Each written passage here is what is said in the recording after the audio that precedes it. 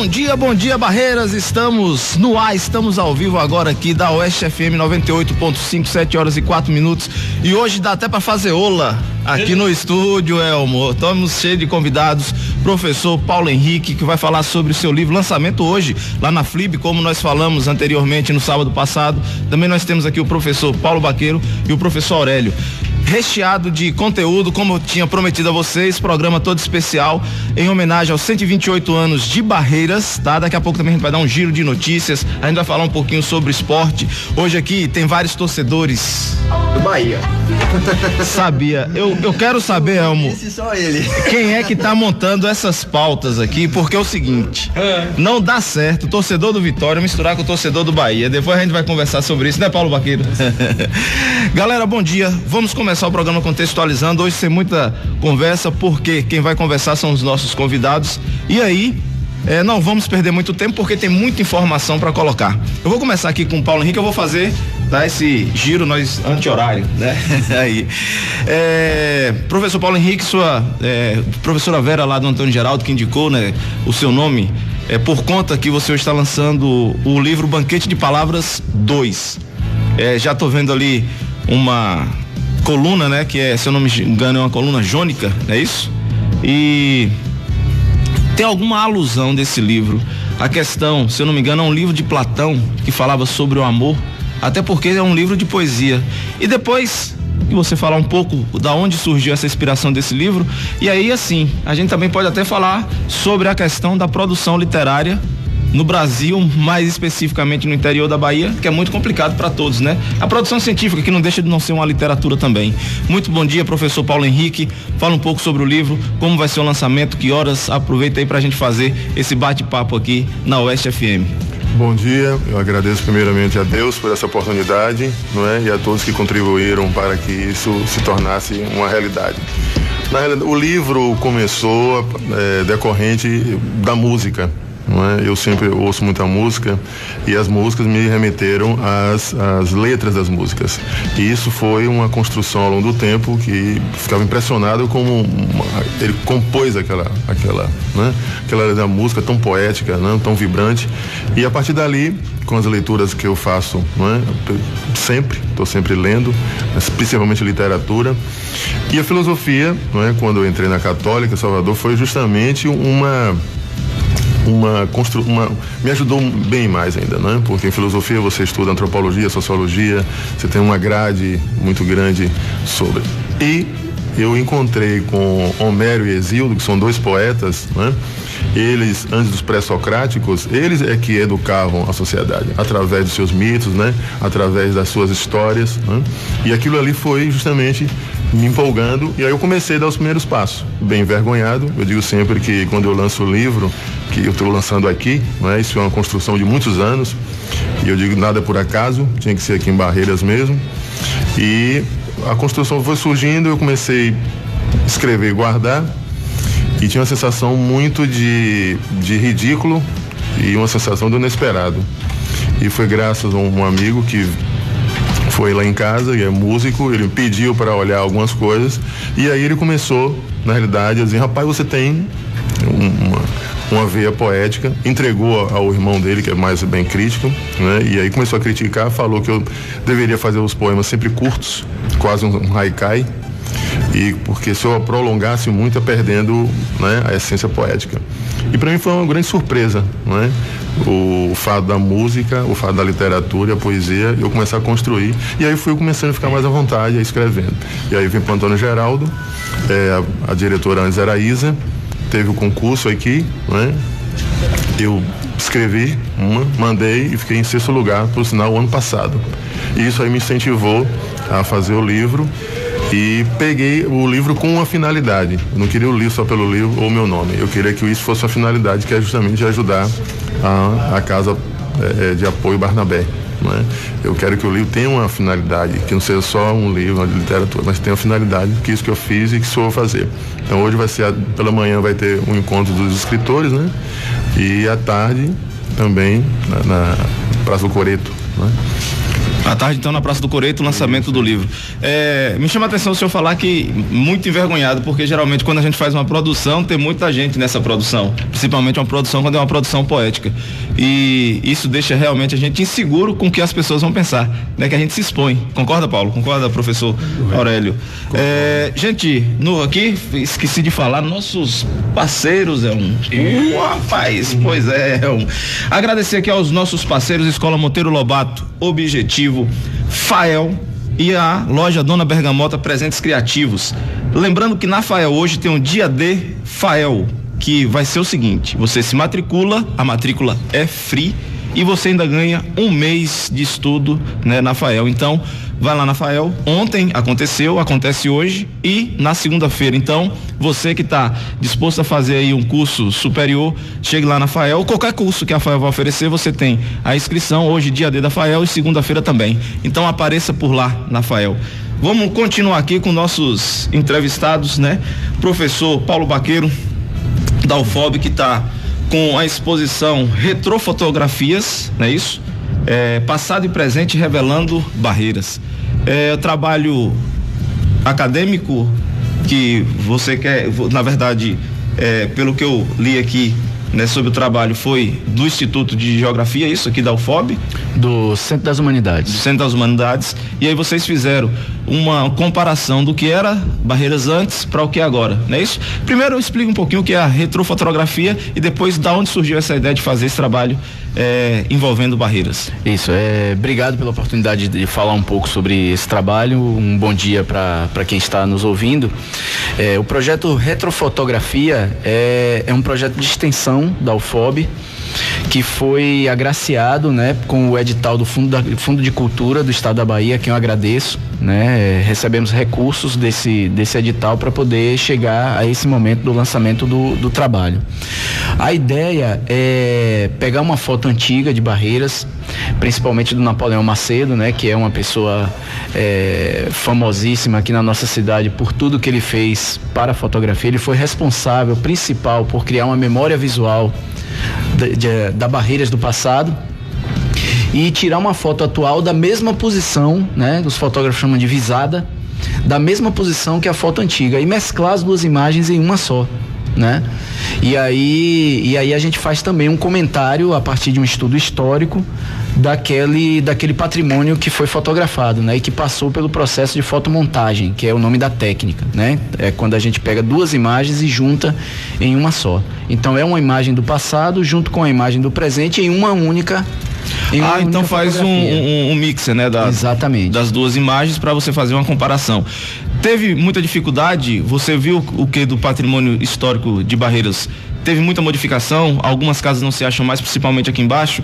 O que teve na paisagem urbana, né, da cidade? A ideia é justamente essa, a gente abrir uma discussão, né, abrir uma fala, né, sobre as transformações pelas quais Barreiras passou nos últimos tempos.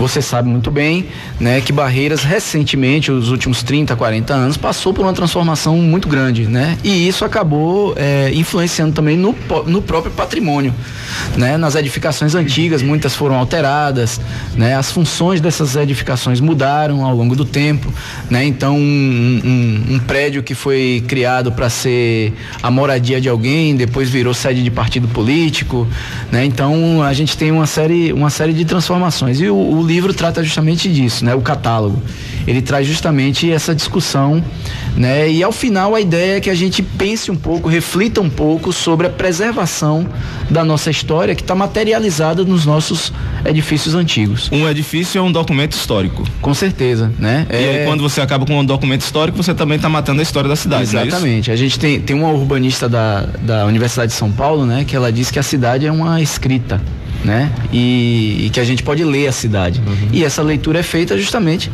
pelo patrimônio, né? A gente pode ler o passado da cidade por meio do patrimônio. As pessoas, não sei se vocês têm essa mesma sensação, mas quando algum amigo vem para cá, ou de uma cidade menor, ou até mesmo Salvador, se espanta com a verticalização da cidade. por ser uma cidade de 100 e poucos mil habitantes, nós temos já uma grande quantidade de prédios, né, sendo formados aí. E isso implica também até na questão geográfica das correntes de vento e tal, não é isso, Paulo? Exatamente, né? Eu me lembro que num passado recente houve uma discussão, né, sobre a mudança do gabarito de Barreiras, né, que é a altura dos prédios. E foi uma discussão grande justamente porque alguns de nós lá na universidade identificávamos isso como um problema, né? Que se nós tivéssemos uma verticalização descontrolada, nós íamos ter um aumento severo do calor, né? Da quantidade de partículas que iam ficar suspensas no ar, né? De poeira, enfim, porque uma cidade vertical, ela às vezes parece que é progressista, né? Dá essa impressão, mas às vezes gera mais problema do que solução. Que é o caso de Aracaju. Aracaju, ela é mais horizontal, o clima dele de Aracaju super agradável, né? Coisa que a gente não tem em cidades mais verticais. Professor Aurélio Lacerda, que faz um trabalho sobre o sertão semiárido brasileiro. Os anos de experiência vivendo no sertão semiárido, o que nós temos de social, político e até filosófico nesse sertão que nos chama tanta atenção, professor? É muita coisa, viu? Primeiro, bom dia aos meus colegas aqui de mesa, o Paulo Poeta e o Paulo Baqueiro, e o nosso assessor de comunicação da UFOB, o Danilo Azevedo. E é o Paulo Baqueiro da UFOB. Que apronta essas coisas com a gente, né? E um bom dia especial a quem nos está ouvindo, aqueles que nos estão ouvindo agora, né? E eu acho que a gente pode antecipar os parabéns de Barreiras. Não? Parabéns de Barreiras, Amanhã eu estou viajando, não estaria aqui para festejar, então parabéns, Barreiras. Essa cidade antiga, né? Cidade que vem do Império, né? Da sua formação, né? Então é o seguinte, o sertão, eu queria começar com uma ordem de grandeza para quem está nos ouvindo entender mais ou menos o sertão. Essa área geográfica brasileira, nordestina, designada sertão, certo? Depois eu posso até fazer um contraste aí com o semiárido. Essa área, ela é enorme. Se vocês pensarem que no território designado como sertão brasileiro cabem o território de Portugal, mais o território da Espanha, mais o território do Reino Unido, e ainda sobram franjas de terra, você tem uma dimensão do que nós estamos falando. E o tamanho desse território corresponde também ao tamanho de todos os desafios, problemas, entendeu? Desigualdades, tudo isso é enorme, para usar um termo mais técnico. Bom, culturalmente falando, historicamente falando, nós só podemos usar a expressão sertão, porque o sertão é um construto filosófico, social, antropológico. Os tecnocratas, os governantes, para que eles pudessem estabelecer as políticas de assistência, de desenvolvimento, eles cunharam o termo semiárido. Mas nenhum poeta fala sobre isso. Não existe uma mulher semiárida, não existe um homem semiárido. Não existe homem sertanejo, a mulher sertaneja. Então nós temos muito cuidado em preservar essa nomenclatura que nós consideramos mais correta. E eu sou um pouco ousado, já falei com o Paulo Baqueiro, eu não estou mais falando em sertão ou semiárido. Eu estou trabalhando muito com um conceito misto que seria os sertões semiáridos do Brasil. Por que os sertões semiáridos? Porque você junta numa mesma mesa, no mesmo debate, aqueles técnicos que trabalham com os conceitos de semiárido e daí tiram suas conclusões e elaboram seus planos de desenvolvimento, e você trabalha com o pessoal da cultura, da história, não é isso? Das artes, que operam mais com a questão do conceito de sertão. E esse sertão também não é único. A gente pensa que o sertão brasileiro é uma coisa monolítica, não é. Existem pelo menos 8 sertões dentro do sertão, por causa das mesorregiões, da questão climática, da questão da precipitação das chuvas, entendeu? Então não é uma coisa monolítica, não. Se você pegar, por exemplo, o sertão da Chapada Diamantina e comparar com o sertão de Canudos, por exemplo, Você está em dois mundos diferentes. Quando chega em Canudos, parece que eu estou lá no Egito, naquela transição ali para o Saara, né? Então é bastante diferente. Bom, são esses conceitos preliminares que eu acho que a gente ama. Agora, o que distingue mesmo o sertão, o que distingue esse Nordeste sertanejo é a sua produção cultural e a sua produção literária, a sua produção artística e a sua artesania, o seu artesanato e a sua culinária, certo? Então há uma diferença fundamental de tudo o que se faz, do que se produz, do que se pensa, do que se divulga do sertão em relação às outras regiões do Brasil. Por isso alguns historiadores, não são poucos, têm dito que aqui no sertão brasileiro foram preservadas as coisas, as ideias, as imagens, os costumes e os valores que vieram da Península Ibérica para o Brasil. Como se nós tivéssemos um santuário, um museu, uma biblioteca das coisas diante do descobrimento que estão alocadas, situadas e preservadas no sertão brasileiro. As outras partes do Brasil receberam grandes influências estrangeiras, posteriores, europeias, asiáticas, não é? Então esse brasileiro, aí uma tese de Euclides da Cunha, não é muito defendida, mas é divulgada, de que esse cidadão sertanejo seria o brasileiro propriamente dito. Seria a síntese. O brasileiro da gema, né? O brasileiro da gema. Que fantástico isso, que fantástico. E nessa narrativa do professor, dá, né, a gente o orgulho de ser sertanejo. Não é isso? Perfeito. Nós somos sertanejos, né? Apesar de estarmos aqui no Cerrado, e aí tem transição para Caatinga também, né? Que acontece aqui perto em São Desidério, e aí você vai ter outra transição um pouquinho mais lá na frente em Botirama, né? Que é o que chamamos de sertão, e assim, né? Nós vamos andando ali, o pessoal de Tucano aqui na Bahia também, ali é sertão também, não é isso? Perfeito. Sertão e estamos no Recôncavo Baiano com um clima totalmente diferente. É uma loucura total pra gente entender isso, mas muito rico nessa questão do entendimento. Perfeito. Vamos lá, Danilo, você quer... Só não pode falar do Bahia. Vamos falar. Você tá aqui, rapaz, entra na roda também, não tem essa não. Bom dia aos ouvintes da Rádio Oeste. Primeiramente, é muito bom conhecer a rádio, né? A rádio mais nova aqui de Barreiras, a gente ouve alguns programas, e é bom conhecer essa estrutura e saber que a gente pode ter agora mais um canal para divulgar as ações que a gente desenvolve na nossa universidade, a UFOB. E o convite de Jean já conhecia de outra data, apesar de torcer por vice, ele tá um pouco triste ultimamente, mas foi lá e eu falei, se você quiser a gente fecha uma parceria aí, tá sempre aqui presente com temas mais variados. Hoje começando com falar de literatura, né, das produções, e a gente acabou conseguindo promover esse encontro aqui dessas três pessoas, e eu que tô aqui só escutando mesmo. E no final pra zombar de Jean mais uma vez, porque amanhã o couro vai comer por vice. Relaxa, calma. Vem aqui, daqui a pouco a gente vai falar um pouquinho também sobre esporte, que aqui a gente fala sobre tudo, né? O Contextualizando é seu canal de informação na Oeste FM 98.5. Você tá aqui na Oeste, você tá feliz no Contextualizando, então, Ave Maria. E a gente fala de tudo. Inclusive agora, né, aquele giro de notícia. E aí a gente discute o giro de notícia, né, o tempo todo aqui. Então vamos lá, giro de notícia aqui tirado do Google, do Jornal à Tarde e da revista Veja. Nós temos uma capa aqui para o dia 29 que diz o seguinte: previdência ou morte? Depois vocês vão ter que comentar, né? O professor Aurélio já é o mais experiente entre nós aqui, né? Dessa questão da previdência que tá. Eu acho que deve fazer a reforma sim, mas eu acredito também que a gente precisa mudar algumas regras. Por exemplo, eu não vou me aposentar nunca, eu vou morrer, né, trabalhando. Então a gente poderia retirar o FGTS antes. Ou ter alguma coisa dessa forma pra gente, porque do jeito que vai aí, acabou, né? Esqueça, né? A gente aposentar. E ele diz o seguinte, aqui, Elmo, eu tô precisando fazer um exame de vista, cara. Pois é. Tá difícil, hein? Em entrevista exclusiva, Paulo Guedes diz que sem a reforma o país quebra. Em um ano,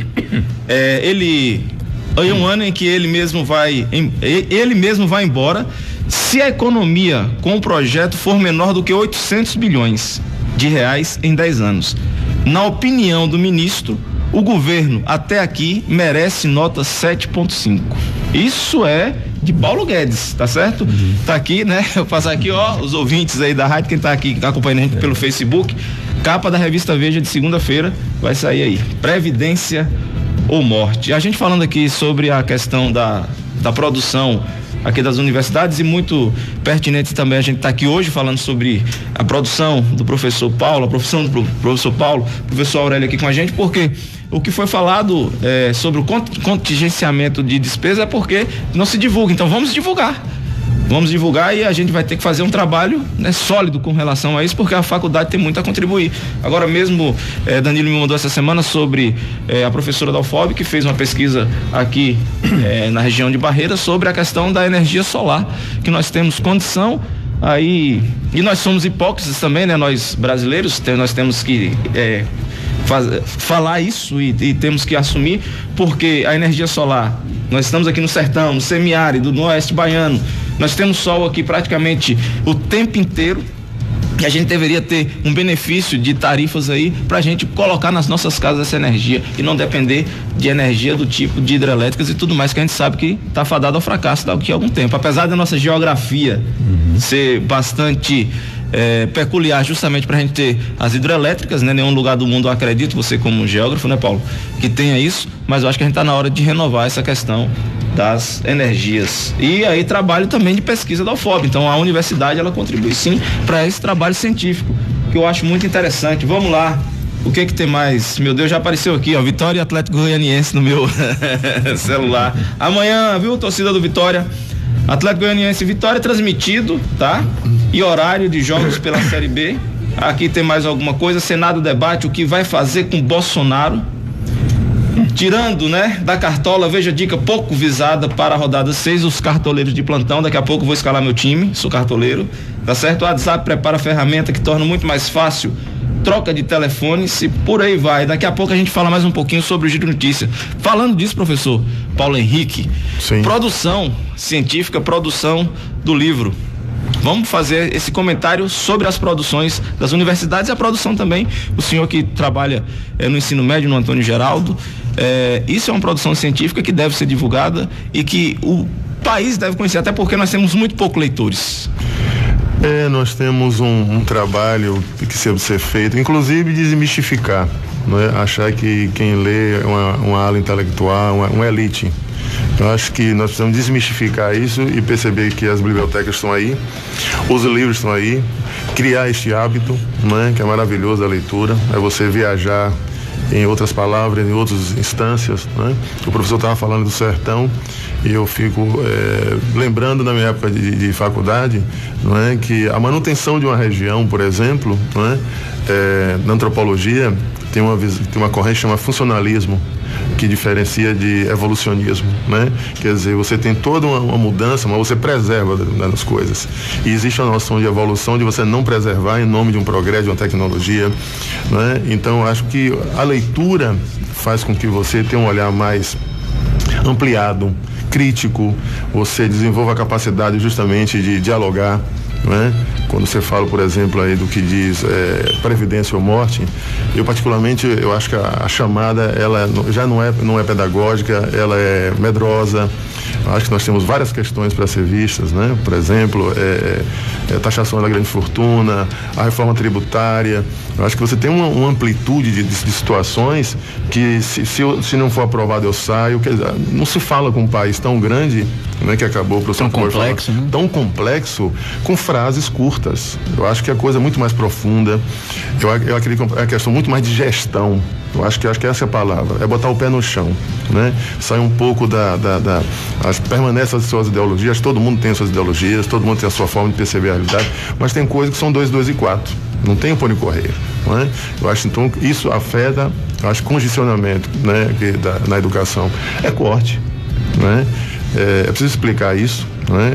Eu estou no Antônio Geraldo, eu vejo o que é Estado, né? Quanto custa, o que é que está ali, né? A dificuldade que nós temos, quando eu falo em cortar o que já está ali, eu acho não tem como cortar. Eu acho que um país deveria pensar em cortar em outras áreas. outros privilégios. E não é a educação justamente que forma as pessoas, né? Que forma o cidadão.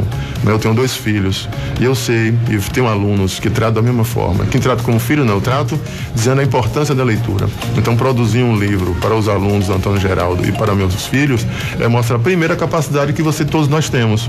Independente se a escola é particular, se é pública, se é federal, ali é uma educação. Ali existem professores, né, concursados, estudados, que estão trabalhando com pesquisa. Olha, eu acho que se literatura, no sentido bem estrito do termo poético, é complicado, eu fico pensando no trabalho científico, que precisa de demanda, né? Precisa de dinheiro, precisa de um bocado de coisa. E você não pode parar uma coisa dessa.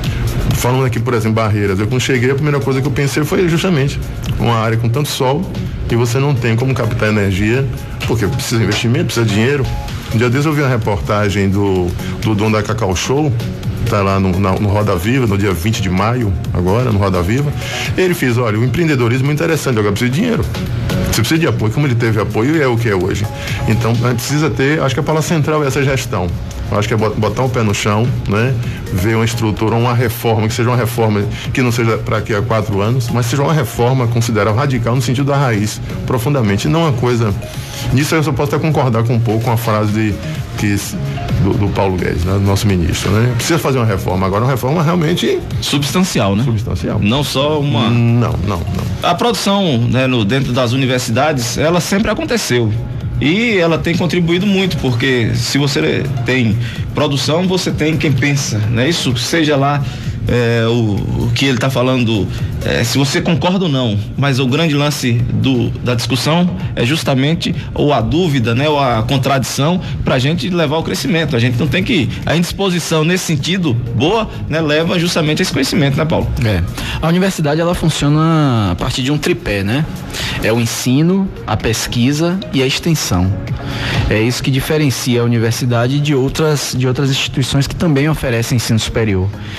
E para nós, para nós que atuamos na universidade, o ensino é tão importante quanto a pesquisa e a extensão, né? Porque a gente tem que produzir conhecimento novo, né? É algo que é fundamental para um país que quer ser grande, um país que quer ser importante, um país que quer acolher a sua sociedade.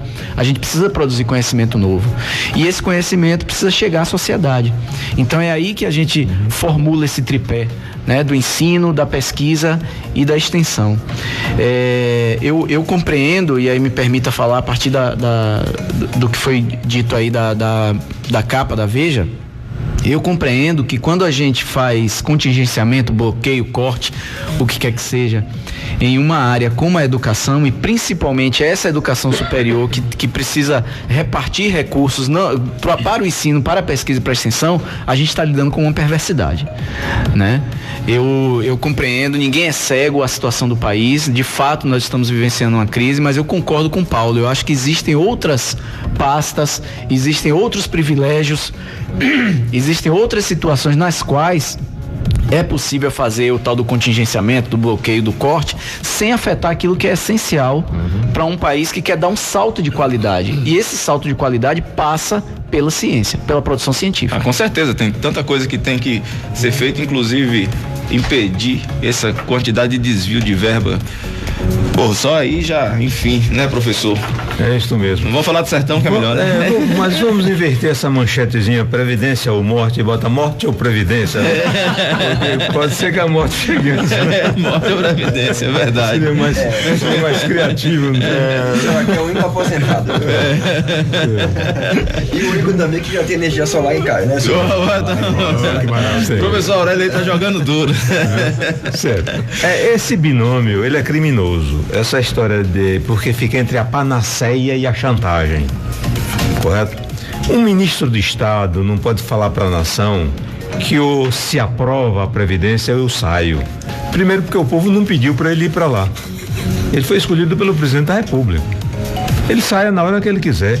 Ele não tem que dar satisfação a ninguém para sair. Verdade. Como não deu para entrar, correto? Então essa chantagem, ela não é republicana. Ela é um desrespeito ao Congresso. O Congresso, por pior que seja, e todos nós sabemos que ele não é bom, correto? Por pior que seja, ele é o Congresso. Ele é a imagem do povo. Foi o povo que colocou os deputados e os senadores lá. E na nossa democracia, como em todas as democracias, o poder emana do povo. O que está lá no Congresso é obra do povo. Como o que está na presidência da República também é obra do povo. Ambos são escolhidos pelo voto popular. Então não tem um povo que elegeu o Congresso e outro povo que elegeu o presidente da República. Foi o mesmo povo. Então que os poderes se entendam. Verdade. Dialoguem, encontrem as soluções, não na base da chantagem e da panaceia, porque a Previdência não vai resolver todos os problemas como estão querendo vender baratamente e querem vender para a população que, aprovada a Previdência, todos os problemas estão resolvidos. Não. Antes da Previdência tem o astronômico lucro dos bancos, que ninguém quer enfrentar, correto? Tem uma estrutura fundiária perversa, certo? Que exclui os trabalhadores do campo, não é isso? Tem os desvios e desvios de obras inacabadas, dinheiro mal aplicado, mal gasto, que nunca produz os seus resultados, não é verdade? Tem uma série de coisas. Então, a solução dos problemas do Brasil passa por um conjunto de uma obra que tem que ser, vamos dizer assim, consertada, que tem que ser negociada, certo? Que tem que ser dita claramente para o povo que nós precisamos fazer assim. É claro, todos nós sabemos que com o aumento da idade das pessoas, de homens e mulheres do Brasil, nós não podemos ficar com a previdência que foi pensada quando o nordestino tinha um limite de 45 anos de idade. Certo? A expectativa de vida era 45 anos. Quando eu nasci, a expectativa de vida no sertão era 45 anos de idade. Hoje, eu estou com 75. Tá no lucro. Tá no lucro. Então você não pode pensar uma previdência sem considerar a longevidade da população. Mas isso não pode ser feito para todo mundo da mesma forma. Verdade. Tem um trabalhador, como nós estamos aqui, que está no ar-condicionado. Tem um trabalhador que está na roça que está pegando uma temperatura de 40 graus, de 45 graus de temperatura.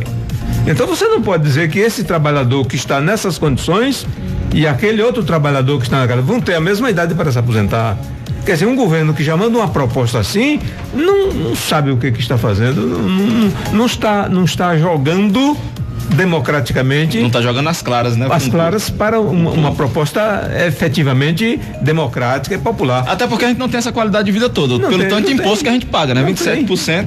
Eu digo assim, eu pagaria 70% se funcionasse. Eu só queria só os 30% para mim, né? Mas a gente nunca funciona. Temos que desmanchar essa chantagem e essa chamou de tecnocratas. Eu vou fazer igual a Varela, canalhocratas, né? Da política aí que fica, né, o tempo todo aí só com negócio de mimimi. E o Contextualizando é assim, informação relevante para você, né? Nosso ouvinte aqui da Oeste FM. Hoje o programa tá fantástico, em homenagem a Barreiras, 3 escritores, né? 3 grandes personalidades aqui que, se não são da nossa terra, estão na nossa terra contribuindo para o desenvolvimento aqui dessa cidade. Parabéns, Barreiras, pelos seus 128 anos. Vamos lá, é uma utilidade pública aqui. Projeto Faça uma Criança Sorrir, a idealizadora Dona Márcia, a mãe do padre Felipe, aqui o pároco da igreja aqui de São João Batista, né, da Diocese de Barreiras, que ela tá com um projeto seguinte: a partir de agora você pode deixar ali na casa paroquial um brinquedo qualquer que esteja em boas condições, que eles vão fazer uma triagem, vai passar por uma reforma, e quando for dia 12 de outubro esse brinquedo será entregue a uma criança e você faz uma criança sorrir. Aquele brinquedo que tá aí, né, às vezes no cantinho da casa, tal, não sei o que o menino já não gosta mais, já não brinca mais. Faça essa doação aí à igreja, né, de São João Batista, aí encabeçado esse projeto aí pela Dona Márcia, né, que é a mãe do padre Felipe. São João beneficente do SFAC, dia 1º de junho, no ABCD, às 21 horas, meu amigo Mário Sérgio, como sempre, fazendo aí a cultura de Barreiras bombar. Vai ser destinada sempre a renda, a disposição aí dessa renda vai ser para a produção cultural, o SFAC sempre fazendo esse trabalho, e Mário Sérgio tem um trabalho fantástico, o SFAC tem um trabalho fantástico todos os domingos lá no abrigo, né, dos idosos, fazendo um São João, um forró, né, levando cultura a todos, né, um ralabucho, né, para todo mundo. O professor Aurélio gosta do ralabucho. Não, é sertanejo, tem que gostar. Você sabe o que eu fiz? Eu pedi Paulo Henrique para fazer uma dica pra gente. Cadê a nossa vinhetinha da dica? Você fez, Paulo, a dica de leitura? Bora, tá aqui na minha cabeça. Tá aí na sua cabeça, então pronto. Aqui a gente faz ao vivo, né? Aqui é assim, a dica, fica a dica. Fica a dica no Contextualizando. Hoje fica a dica ao vivo com o nosso professor Paulo Henrique, aqui lançando o livro hoje lá na FLIB, né? À tarde, Banquete de Palavras 2. Por favor, professor. O livro Ensaio sobre a Cegueira, de José Saramago, é uma indicação que eu faço porque chega um momento na história do livro que começa assim, que todo mundo fica cego. E uma cegueira branca. E essa cegueira vai causando um caos social, porque as pessoas, é claro, não estão enxergando e o que é levada a seus instintos, não é? E essa leitura é muito interessante porque quando falta diálogo, né? Quando falta respeito à dignidade humana, né? Um amor ao próximo, no sentido do cuidado, nós chegamos justamente àquele termo, né? Ou civilidade ou barbárie. Eu acho que Ensaio sobre a Cegueira, mais uma vez, eu acho que um livro como esse, de José Saramago, que ganhou o Prêmio Nobel de Literatura, ele é um livro que não vai ser sempre lido, porque tem alguns momentos da história, né, da nossa vida, que parece que de tanto a gente enxerga alguma coisa, a gente começa a ficar cego. Eu acho que a reflexão, ela é importante, né? É aquilo que Sócrates já falava, uma vida que não é refletida não vale a pena ser vivida. Então você refletir, esse livro faz muito bem isso, né? O Ensaio sobre a Cegueira, de José Saramago, eu indicaria para que todos dessem uma lida.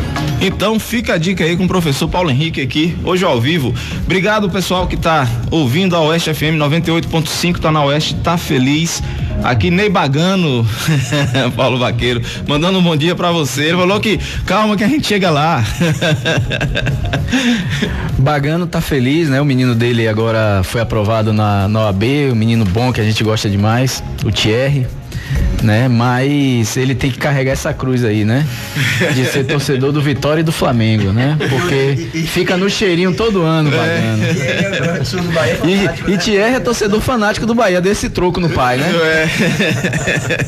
Obrigado, Bagano, pela sua audiência. Você sempre um amigo aí. Sinta-se abraçado por todos nós aqui no estúdio. Vamos continuar. Paulo, o que mais te chamou a atenção quando você fez essa pesquisa de campo, né, sobre aí a arquitetura de Barreiras? São duas coisas chamaram a atenção. A primeira é que nós precisamos avançar muito na pesquisa sobre o nosso patrimônio, né? Tivemos alguma dificuldade para encontrar informações seguras.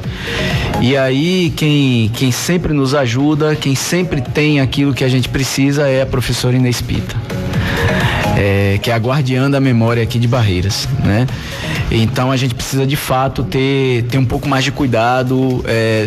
Vou citar um exemplo. Um dos edifícios icônicos aqui da nossa cidade, um dos edifícios mais importantes, aquele que aparece em toda a publicidade que a gente vê sobre a cidade de Barreiras, que é aqui o edifício da Sertaneja, completa 100 anos agora, em 2019, né? E nós não fazemos uma referência, não fazemos uma homenagem, não fazemos um debate sobre a questão do patrimônio, a importância daquele edifício. A gente simplesmente esquece. E tá lá na fachada do edifício o ano de sua fundação, 1919. Acho que você já viu ali na praça de alimentação o prédio das Zorras Antigas, né, que o pessoal chama Zorras Antigas também, né? Outro edifício que aparece em todas as fotos panorâmicas da Barreiras do passado, né? Então essa é uma questão que a gente precisa atentar, a sociedade barreirense precisa atentar. E a outra questão é da necessidade também da preservação da estrutura dessas edificações, né? Muitas delas sofreram alterações ao longo do tempo, porque a noção de patrimônio é recente, né? A sociedade brasileira abraçou a ideia de patrimônio muito recentemente, e essa ideia de patrimônio, ela está sempre muito ligada à questão turística, né? Se o edifício antigo, ele pode ser absorvido para uma atividade turística, aí a gente preserva, preserva, a gente cuida, se não, deixa perder.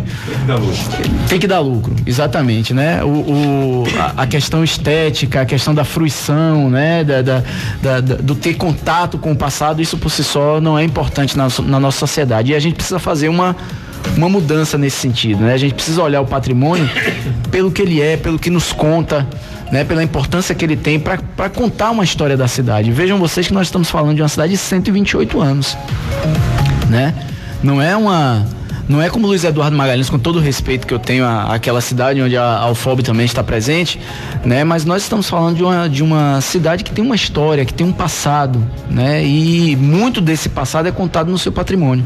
Então a gente precisa de fato pensar na sua preservação. Uma cidade, não sei se vocês já foram lá, Barra. Com certeza. Ela a FOB tem um campus e a gente vai sempre lá. O professor Arana já desenvolveu pesquisa lá em Barra. Já desenvolveu pesquisa? Ou desenvolve ainda, né? Já desenvolvi. Aí assim, lá em Barra, por exemplo, nós temos um patrimônio muito preservado, não é isso? A cidade é lindíssima, né? As características barrocas, tal, não sei o quê. É muito show de bola a Barra. Chega a ser poético, né? As ruas da Barra. Pra mim, é a cidade mais bonita da região, né? E acho muitas das nossas cidades bonitas, né? Adoro Santa Maria da Vitória, aquela passarela de Santa Maria da Vitória é uma coisa linda. A nossa cidade tem muitas belezas, mas Barra é uma outra coisa. Agora é importante dizer algo, né? Foi a inércia econômica, foi a falta de dinâmica econômica que preservou Barra. Olha como uma coisa é perversa, né? Foi a falta de uma dinâmica econômica que Barra, quando os navios pararam de circular no Rio São Francisco, na bacia do Rio São Francisco, Barra entrou num processo de decadência econômica, né? E foi essa decadência econômica que permitiu a preservação. Hoje é um orgulho, mas no passado, se houvesse uma dinâmica econômica, talvez a gente não tivesse aquela beleza lá. Bom Jesus da Lapa passa por isso, tem muito pouco da estrutura, né, antiga. De Bom Jesus da Lapa, por conta da dinâmica econômica, porque foi grande hotéis hoje lá em Bom Jesus da Lapa, então se perdeu essa questão. Santa Maria da Vitória, com as enchentes, a Rua dos Doidos, é porque eu nasci em Santa Maria da Vitória, eu brinquei muito na Rua dos Doidos. Onde o professor historiador tem uma casa lá que o pessoal vai, uma chácarazinha. O Hermes? O Chico Maleiro. Chico Maleiro e tal. E ali era bem preservado, só que com as enchentes, como as casas eram de adobe, né? Aí elas foram caindo. E aí o pessoal foi, né? Foi trocando ali, mas também Santa Maria tinha uma famosa Rua dos Doidos. Famosa Rua dos Doidos. Professor Aurélio. Tudo bem. Um grande mito dos sertões aí, pra gente. Deixa eu me associar à indicação do Paulo, escritor, poeta, a essa obra de Saramago, né? A Cegueira. E posso até complementar um pouco a fala dele. Para Saramago, o cidadão moderno, ele recebe uma quantidade enorme de informações, de imagens e de luzes ao mesmo tempo, que antes de assimilar o que ele está recebendo, ele recebe um bombardeio de outras imagens, de outras informações.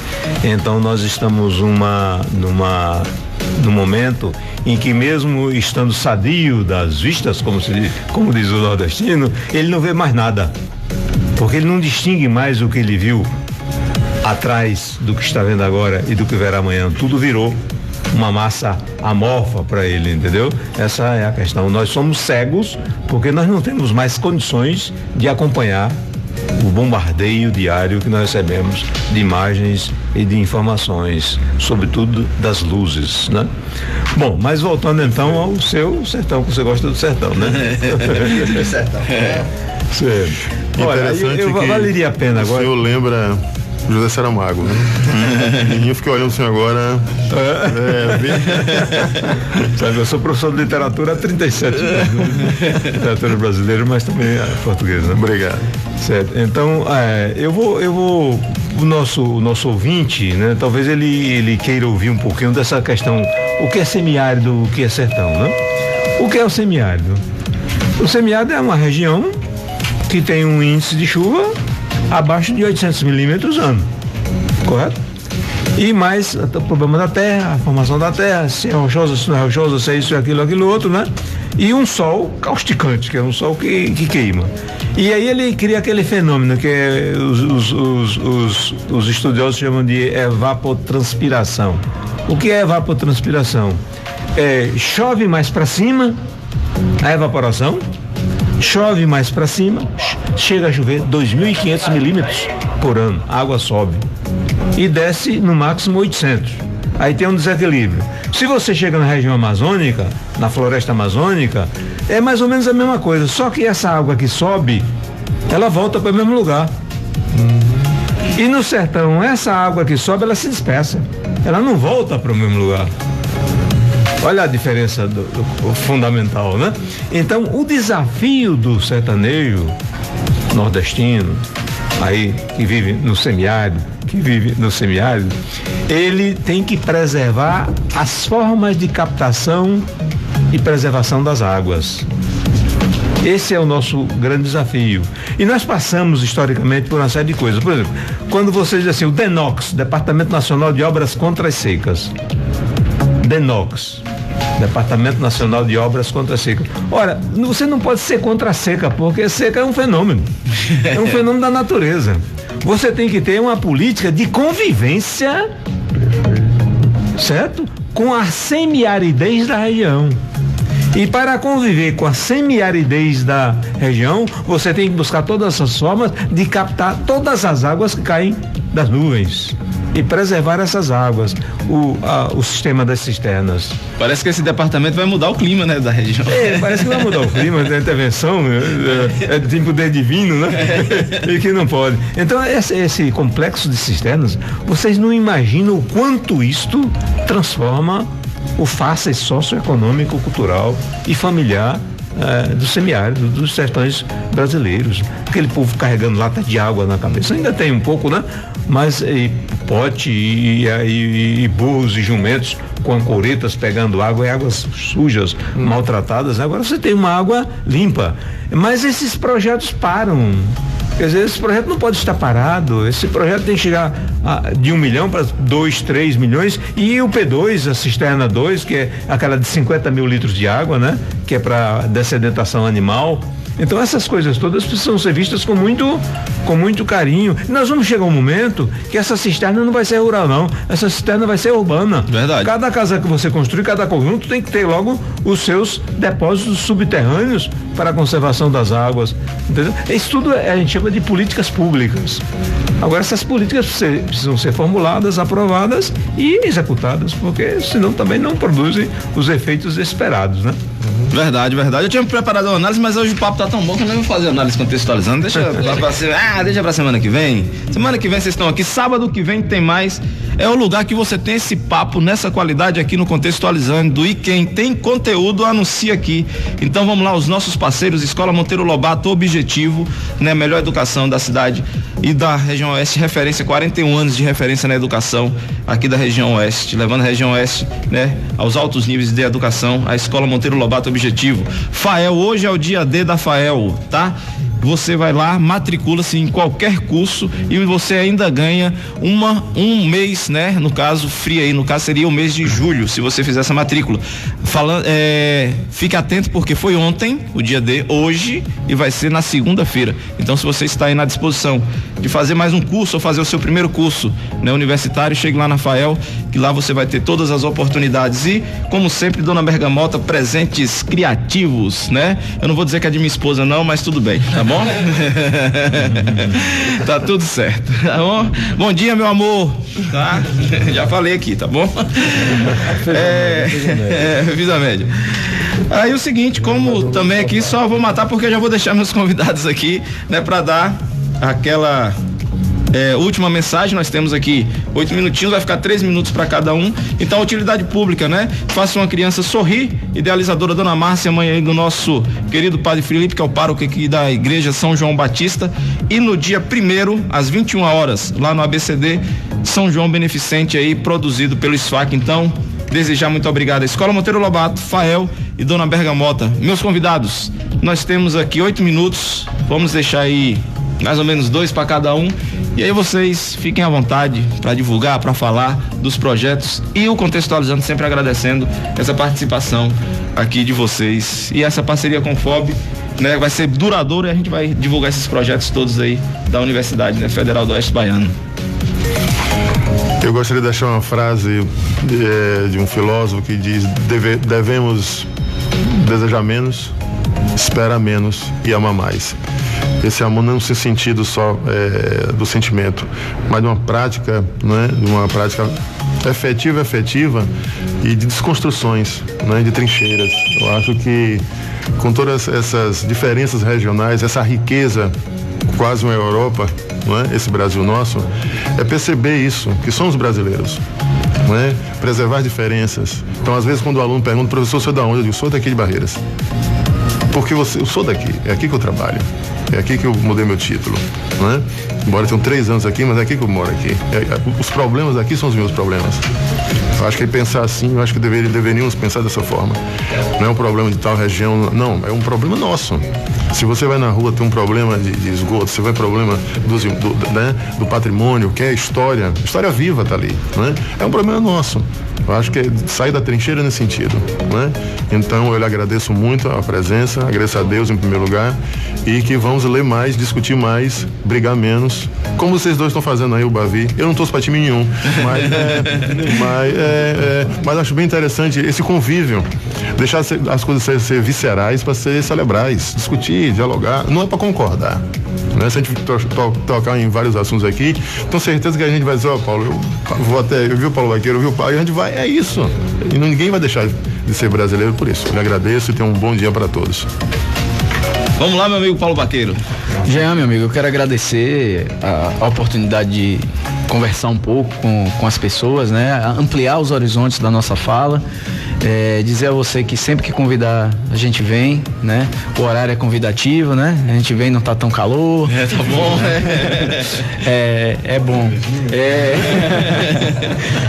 E convidar a todos, né? Para o lançamento dos trabalhos, né? Dos autores da região, né? Estaremos eu e o Paulo Henrique para lançar os trabalhos, sim, a partir das 17 horas estaremos todos, né? Todos os autores. Lembrar que a distribuição é gratuita. O catálogo que vai ser lançado, ele tem distribuição gratuita, né? Então vamos fazer a distribuição. Esse é seu, Jean. Vamos fazer fantástico, viu, gente? a distribuição lá na hora, mas também nas escolas públicas, né? Em vários espaços serão distribuídos.